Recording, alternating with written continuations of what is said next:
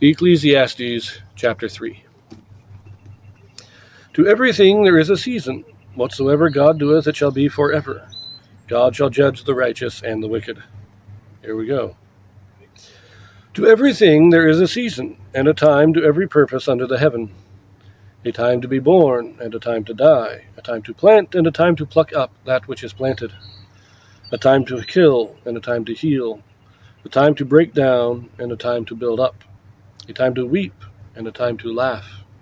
A time to mourn, and a time to dance. A time to cast away stones, and a time to gather stones together. A time to embrace, and a time to refrain from embracing. A time to get, and a time to lose. A time to keep, and a time to cast away.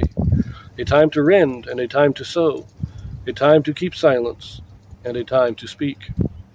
A time to love, and a time to hate. A time of war, and a time of peace. What profit hath he that worketh in that wherein he laboureth? I have seen the travail which God hath given to the sons of men to be exercised in it. He hath made everything beautiful in his time. Also he hath set the world in their heart, so that no man can find out the work that God maketh from the beginning to end. I know that there is no good in them, but for a man to rejoice and to do good in his life.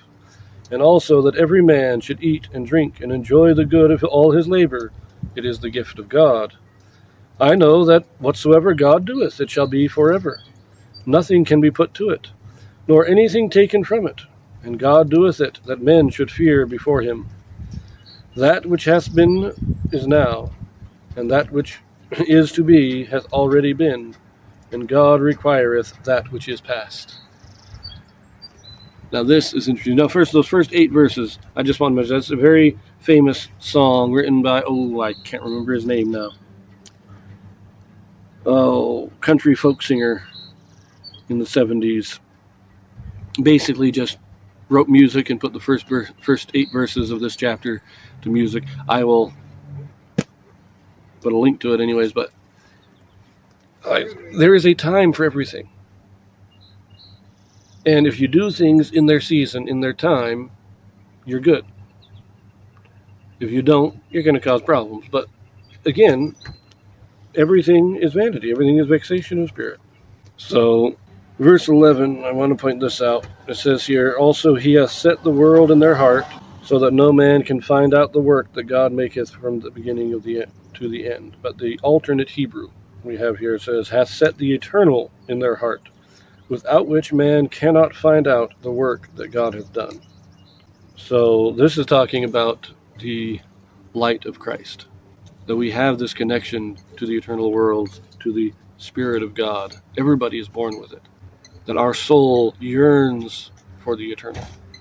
And without this, when we turn away from this, when we look only to the mortality, then we cannot know anything. We don't really know. We can't know God by looking to the mortal world. We must look to the eternal. But there's a lot of things there that, there is no good in them but for a man to rejoice and do good in his life and enjoy the gifts of God. So, anyways, let us continue this. Verse 16. And moreover, I saw under the sun the place of judgment, that wickedness was there, and the place of righteousness, that iniquity was there. I said in mine heart, God shall judge the righteous and the wicked, for there is a time there for every purpose and for every work. I said in my heart concerning the estate of the sons of men, that God might manifest them, and that they might see that they themselves are beasts. For that which befalleth the sons of men befalleth beasts. Even one thing befalleth them. As the one dieth, so dieth the other. Yea, they have all one breath, so that a man hath no preeminence over a beast, for all is vanity. All go unto one place, all are of the dust, and all turn to dust again. Who knoweth the spirit of a man that goeth upward, and the spirit of the beast that goeth downward to the earth? Wherefore I perceive that there is nothing better than that a man should rejoice in his own works, for that is his portion. For who shall bring him to see what shall be after him?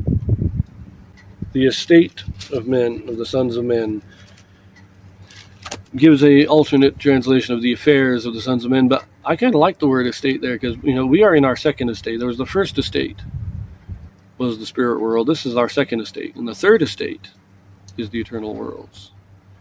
But in this estate, like you said, if we're just looking at this world, we're no better than animals. Just like animals, we eat, we breathe, we die. When we die, our bodies decompose, just like animals. It's all the same. It's only by reaching out to the eternal that we understand God and we know that we are not just animals.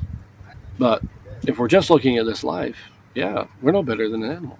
But I'll see you later. Check out the next video.